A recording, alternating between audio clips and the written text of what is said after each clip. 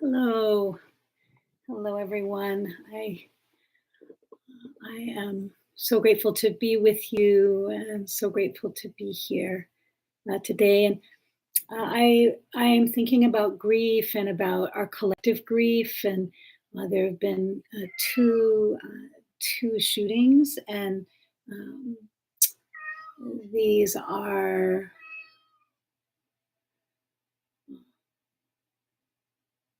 places where we need to move into our grief and grieve together, and also maybe understand a little bit about what grief is and the power of grief. And I mean, grief changes us. I remember my mom.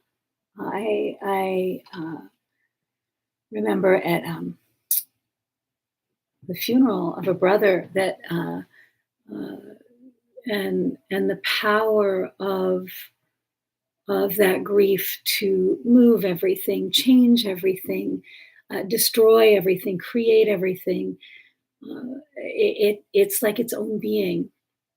You know, grief has its own way, and it moves through us and into the world, and in different ways. Um, and there are many different phases of grief, and there's this really powerful book. This is a classic. This has like been around forever, and I appreciate it so much. But it's How to Survive the Loss of a Love, and I know that it's backwards for you right now, actually, or at least it looks that way to me right now.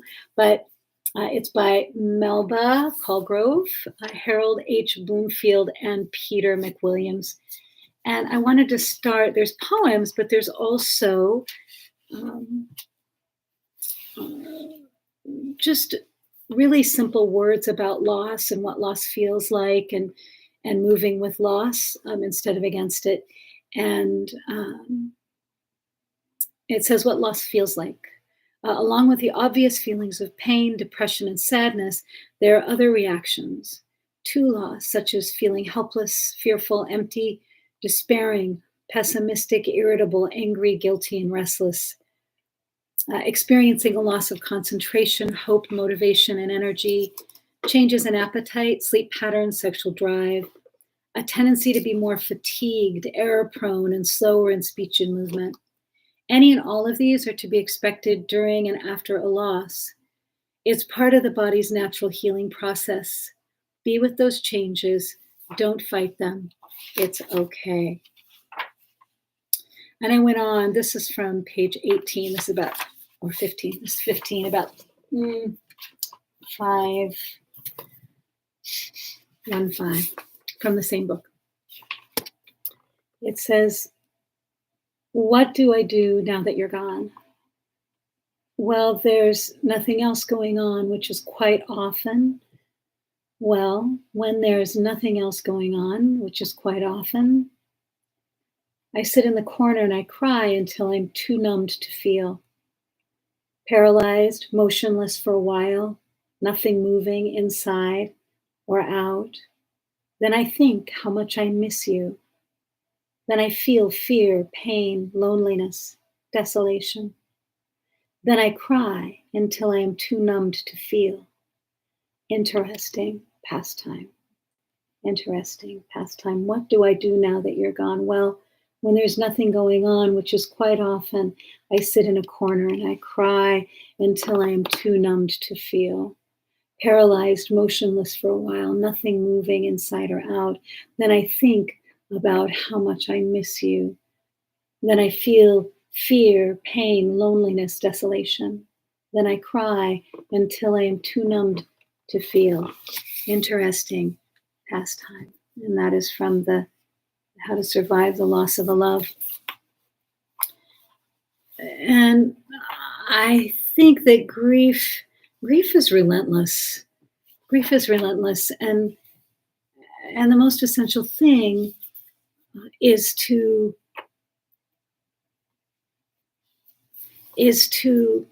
uh, to allow it, to allow it, and not to pretend like it's not there, or if you can. Of course, there's also denial.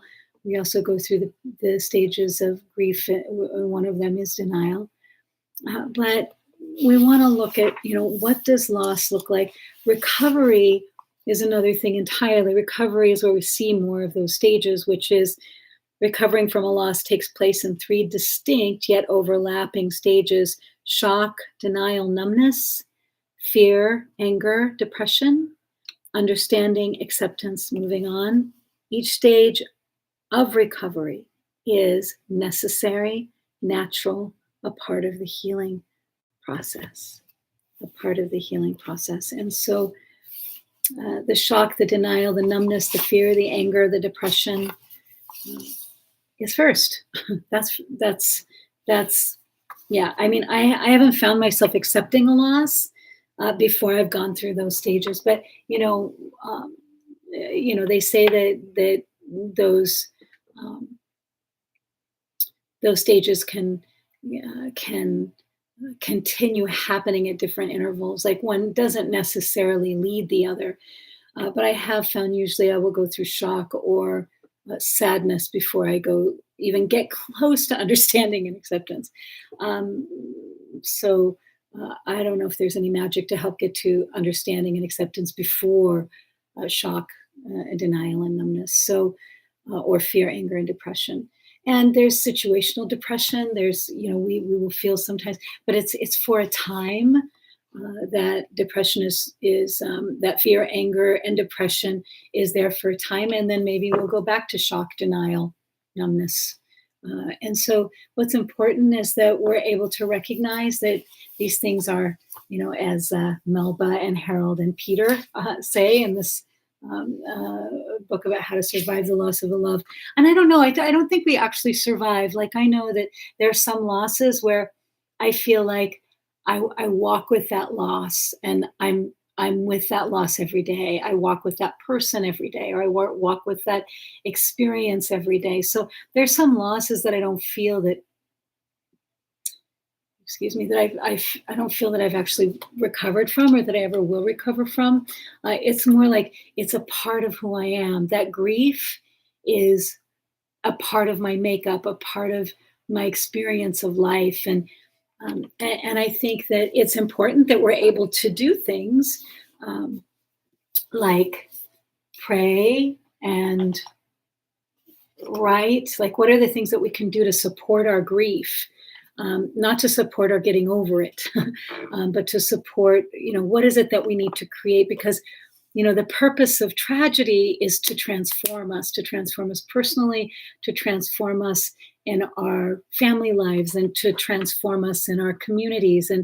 And we've had these two major tragedies just in such a short time. There's been such great loss of life and of precious humanity, and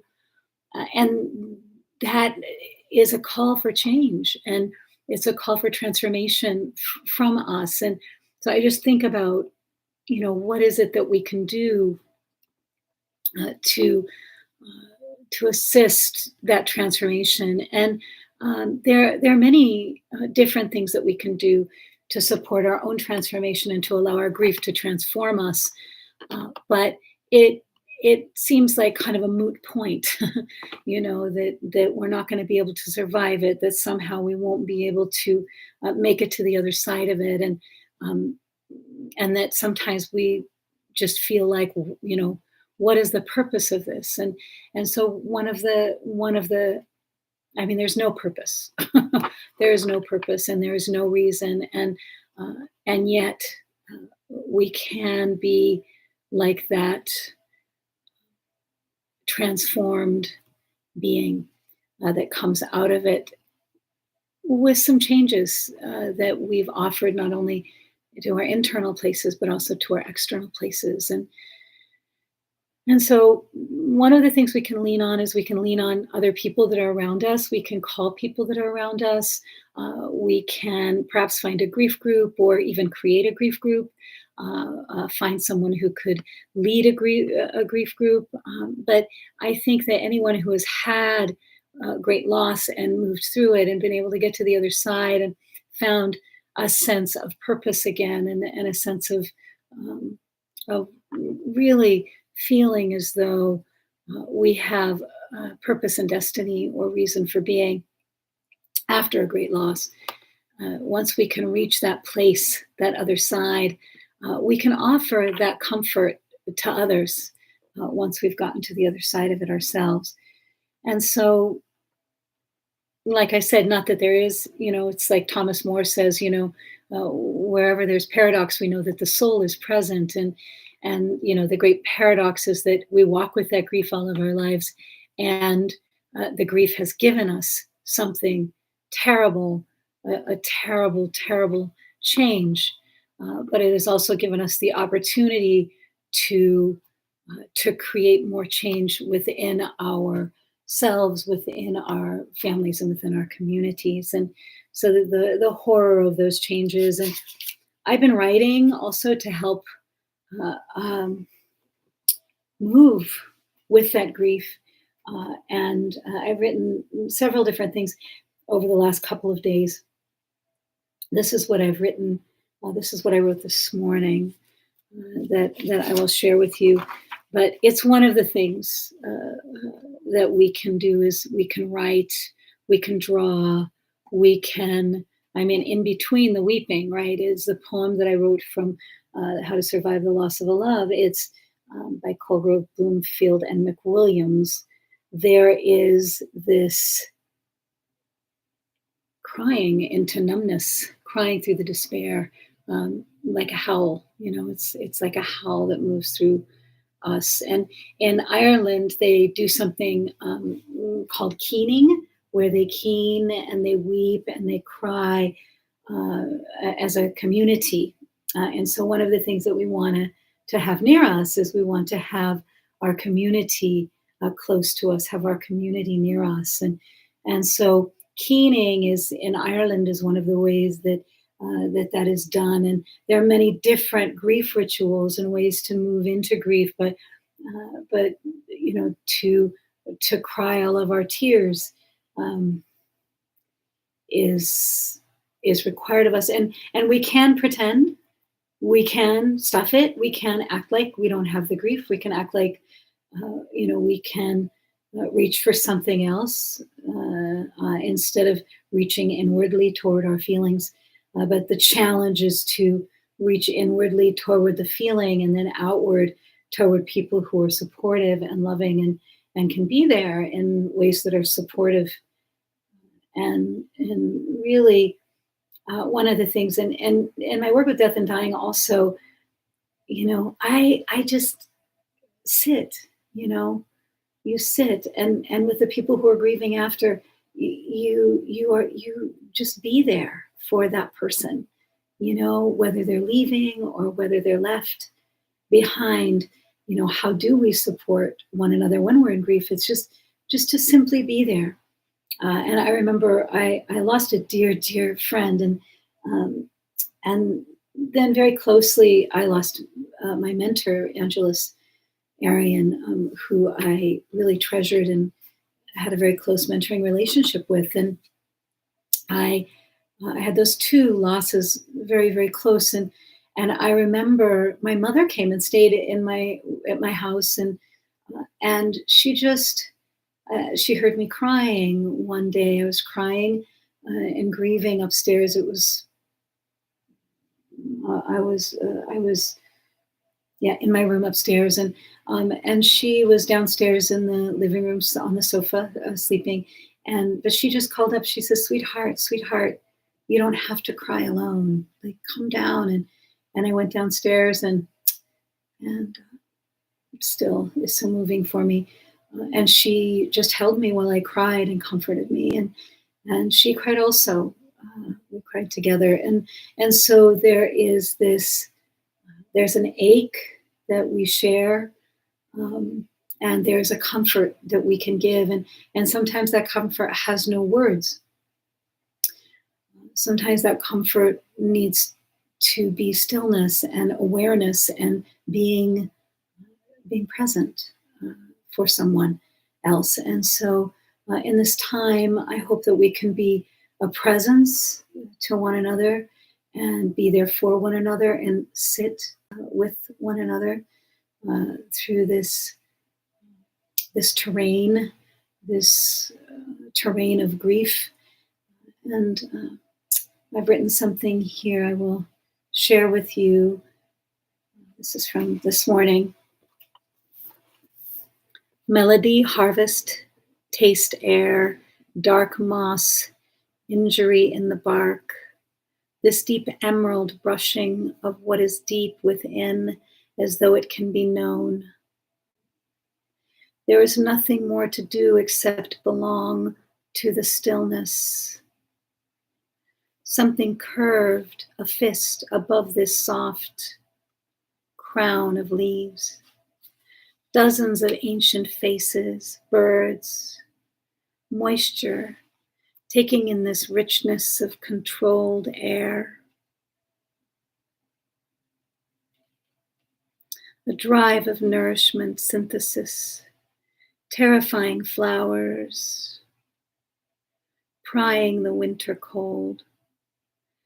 How is this coming in from out of the darkness? How is this ache of blossoming, this reckoning of nature called spring? Emerge, break, show the future body, weight of fruit in your hand now, the weight of this paper blossom, remembering everything, translating nothing but the new bright air, whispering its promises of future, weightless as children before they've been born. Weightless as children before they've been born. And this was a poem that I wrote, I think just actually, yes, I think that was yesterday, right after I heard that news. And so our work now is to be with what's happening and to see how it wants to change us, how it needs to change us, how we need to change. And so I will read you this last. I'm going to read it. This was from yesterday afternoon. Another poem called Being on the Inside. On the inside, there are songs that howl down the bones of children who should not have died. No one should be taken that young before any matches are struck, candles extinguished, being unseen, unforeseen, turning away from that which is aching for touch. Cruelty separated from horror, tremors. She was alive. She said she was at the gateway of herself. She was. We were enchanted. I couldn't sustain any territory, breadth, or brush of presence, so I wandered with her curiosity over the sheer cliffs, under mountains and winter caves. She has loved me all these years, broken promises over our bodies like sentinels. He, she, they were alive for a little while. Conductor, perfectly still, baton hovering, ready to begin. How the breath waits. You were trying to end your life. How lucky it is that we lived. How lucky it is that we lived. And I wrote that yesterday afternoon. And so maybe you can write or draw or weep, but however you can move with this grief or be in the presence of the grief and hold space for the grief. I pray that you are held in this time.